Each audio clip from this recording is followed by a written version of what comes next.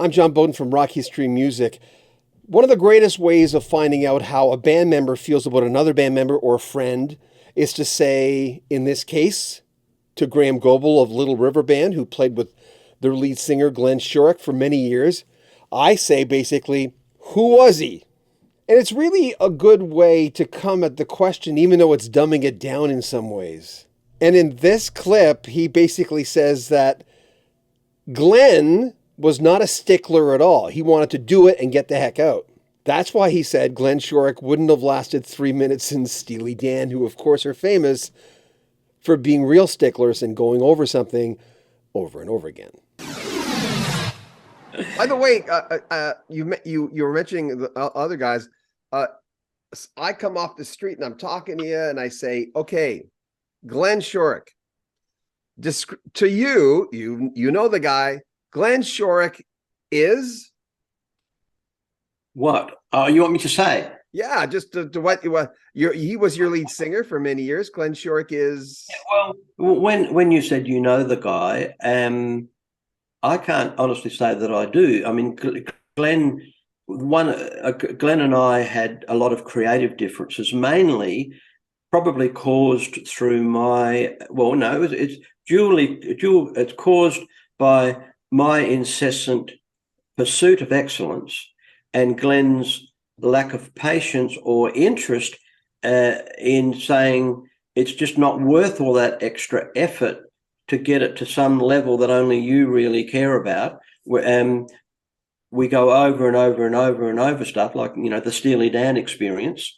I mean, Glenn would have lasted about 3 minutes in Steely Dan, but it's just I got off on that, and Beeb got off on that as well. And I really, all of our Derek and the whole band loved the fact that we would spend weeks trying to get the right groove on something, or if it wasn't right, we just do it again and again and again. And Glenn would just be out of there like in the first 10 minutes. We might rehearse a song, we do 2 bars, and then I just stop the band and say, okay, we weren't together on that opening thing. And Glenn would just roll his eyes and think, oh, good God, can we play the bloody song? I mean, it was just, that was the thing between Glenn and I. Okay, so, so Glenn tended, because we'd probably talk more about music as a band than we would ever play. And Glenn was not comfortable in that environment because in many ways, Glenn's he's a wonderful entertainer, an amazing singer, but he's not a musician in terms of he's not really a musician, if you understand what I'm saying. And yeah. I don't mean that in a negative way. He's just really can't or not interested in talking for ad infinitum about how great Stanley Clarke was, or John Coltrane, or like all that. We were interested in all the stuff. You guys were musicologists. You guys were real musicologists. Yes, yes, and reading all the musical biographies, whereas Glenn was probably more into film and into different things, a very different set of interests. And so consequently, in a band, or in my experience with Glenn, there wasn't very much, or hardly any, like one-to-one, where, like, even if I wrote a song, like, you would think that, okay, Glenn's going to sing this song, that he would at least want or have a discussion about what's this all about, or, okay, you want me to sing that, or what do you think of this idea? None of that. There was no possibility for me to work with Glenn to maybe suggest a certain line here or there. Glenn would listen to what I'd written a couple of times, and then he would interpret it, okay? And then we'd only redo lines if he was just completely not remembering a certain lyric or something like that. So that was a one-way street, because Glenn was not able to sit down and sing and discuss my songs before he would perform them. That was a big frustration for me. But what was great was when he when he did perform and sing my songs, the result was spectacular. Okay, so it's almost like him saying, "I don't need your help. I can nail this without your help." It wasn't about that. It was about saying, "Well, okay, you ring up a builder to come and build you a bathroom," and he walks in, and he says, "I'm not interested in what you want. I'm just going to build you a bathroom. It'll be ready on Saturday." I mean, who's happy with? Rod Argent and Colin Blunstone, they both told me this.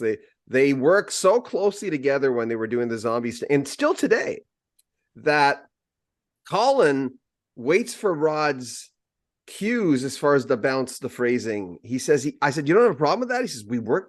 I'm happy with that. I like the direction." I would have given anything for that. I had that with Beeb. We used to work so beautifully together, and that's why we did the duo album. It was just a joy because, when I first came to Melbourne, I flattered with Beeb for a year or two, and we just spent all of our life just singing together, working our harmonies together, and just our phrasing, how we're strumming our guitar. Like, we spent hours doing that. And so to me that was all the work that, like, the harmony between Beeb and I was like Lennon and McCartney. It was like Simon and Garfunkel. It was like the Everly Brothers. They're the people that we were so tight and so interested in getting our phrasing perfectly. So when Glenn comes into the mix, we the two of us could follow him, because he either couldn't or wasn't interested in trying to follow us. Glenn marches to the beat of his own drum very much. Is there one song he really, really didn't like that you wrote that he couldn't wrap his hand around?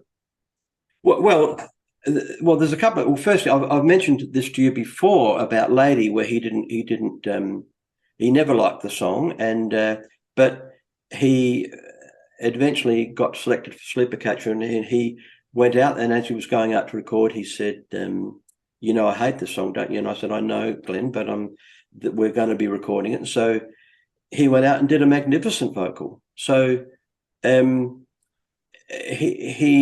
he's very, very professional. But I remember on a rare occasion, I do remember this.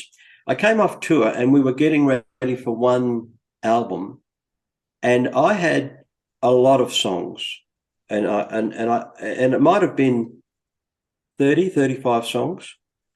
And Glenn sat down, and I played him all these songs, one after another, and he did not like any of them, many of which got recorded later.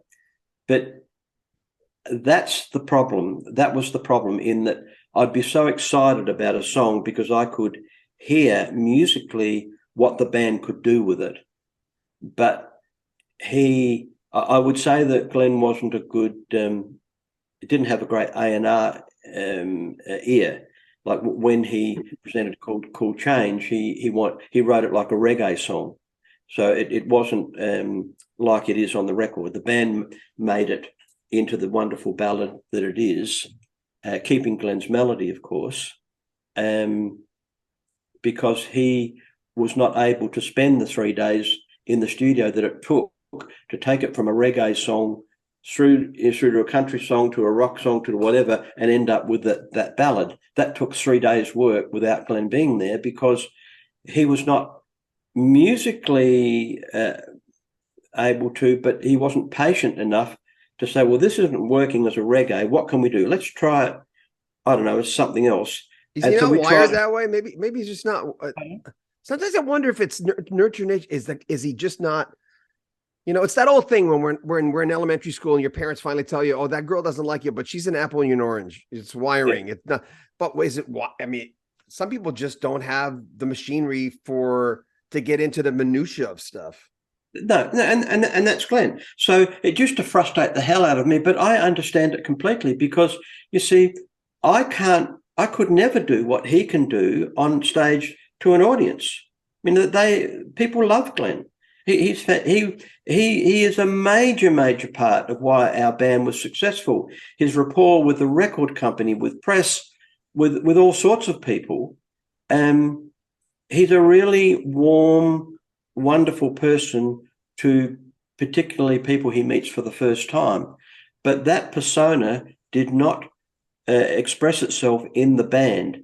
Most always, he would be down the back of the bus on his own, and we would be up the front talking about everything forever.